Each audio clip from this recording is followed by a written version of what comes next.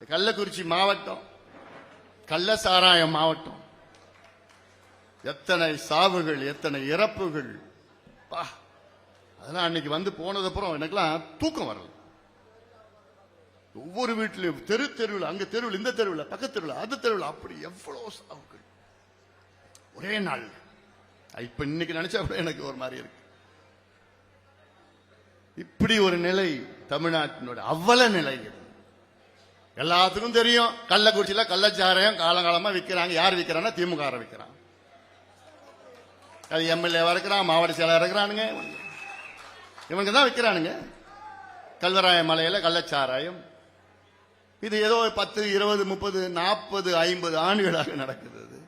ஊரல் எங்க இருக்குன்னு கிளீனா போலீஸுக்கு தெரியாதா? எங்க போச்சு வச்சுக்கிறான், எங்க இருக்குது, எந்த காட்டுல இருக்கு, எந்த ரோட்ல இருக்குது, எங்க இருக்குதுன்னு. அப்புறம் காவல்துறை யார் கீழே இருக்குது? முதலமைச்சர் ஸ்டாலின். அவர் என்ன பண்ணிட்டு இருக்காரு? தண்ணி திறந்து விடுற வாய்க்கால், தண்ணி திறந்து விடுற வாய்க்கால். எவ்வளவு மோசமான சட்டம் ஒழுங்கு தமிழ்நாட்டில். ஒரு வாரத்துக்கு முன்பு நம்முடைய ஒரு சொந்தம் சக்கரவர்த்தியின் ஒரு வழக்கறிஞர், ராணிப்பேட்டை மாவட்ட இளைஞர் சங்கத்தின் செயலாளர், கொடூரமான முறையில் துப்பாக்கியால் சுடப்பட்டார். துப்பாக்கியால். சினிமாவில் பார்த்திருப்பீங்க, அந்த மாதிரி திட்டமிட்டு ஒரு கும்பல், பின்னாடியே ஒரு கும்பல் தொடர்ந்து, முன்னாடி ஒரு போய் பார்த்துட்டு, எப்படி எப்படி திட்டமிட்டு கிட்ட போய் மூவிங் கார் பைக்ல அப்படியே போய் சொல்றான். இதெல்லாம் தமிழ்நாட்டிலாம் நடக்காது. கலாச்சாரம் இல்ல. முதலமைச்சர் ஸ்டாலின் போன்றவர்கள் முதலமைச்சராக இருக்கிற காரணத்தால் தான் இந்த தமிழ்நாட்டில் இது போன்ற கலாச்சாரம் ஊடுருவி வந்து கொண்டிருக்கிறது. எல்லாமே முதலமைச்சர் ஸ்டாலின் அவர்களை சேரும். அவர்தான் இதற்கு பொறுப்பு. அண்ணா யூனிவர்சிட்டி படிக்கின்ற பெண்களுக்கு பாதுகாப்பு கிடையாது. சென்னையில் அண்ணா யூனிவர்சிட்டியில பெண்களுக்கு பாதுகாப்பு இல்லை. அப்ப நான் சாதாரண பெண், இங்க ஊர்ல கள்ளக்குறிச்சியில் இருக்கிற பெண்களுக்கு பாதுகாப்பு இருக்குமா? இதற்கு யார் காரணம்? முதலமைச்சர் ஸ்டாலின் அவர்கள் தான் காரணம். கேட்டா மகிழ்ச்சியா இருக்கிறாங்களா மக்கள்? என்ன ஏன் மகிழ்ச்சியா இருக்க முடியும்? இந்த 4 ஆண்டு காலத்தில் 3 முறை மின் கட்டணத்தை உயர்த்தின திமுக 45,000 கோடி கடந்த ஆண்டு இந்த 3 முறை மின் கட்டணத்தை உயர்த்தினாங்கல்ல, 45,000 கோடி வந்திருக்கு அரசுக்கு. இப்ப ஜூலை 1ஆம் தேதி என்ன நடக்கும் தெரியல?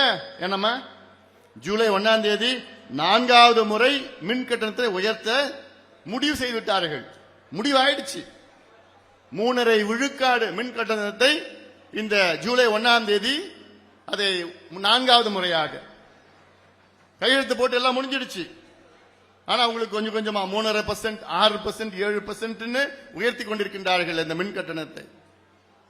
பாத்தீங்கன்னா இந்த 4 ஆண்டுல எல்லா வீட்டுக்கும், தமிழ்நாட்டில் உள்ள 100 விழுக்காடு வீடுகளுக்கு குறைந்தபட்சம் 12 விழுக்காட்டில் இருந்து 40 விழுக்காடு வரை மின் கட்டணம் இந்த 4 ஆண்டு காலத்திலே உயர்ந்து இருக்கிறது. உங்களுக்கு எல்லாம் ஒரே நாள்ல உயர்த்தினா தான் உங்களுக்கு ஐயோ அப்படி கொஞ்சம் கொஞ்சமா உயர்த்துறான். கொஞ்சம் கொஞ்சமா உயர்த்தி 12 விழுக்காடு, குறைஞ்சபட்சம் 12 விழுக்காடு சாதாரண வீட்டில் 12 விழுக்காடு மின் கட்டணம் உயர்ந்திருக்கிறது. அதிகபட்சம் 40 விழுக்காடு மின் கட்டணம் உயர்ந்திருக்கிறது. சில கமர்ஷியல் 55 விழுக்காடு உயர்ந்திருக்கிறது.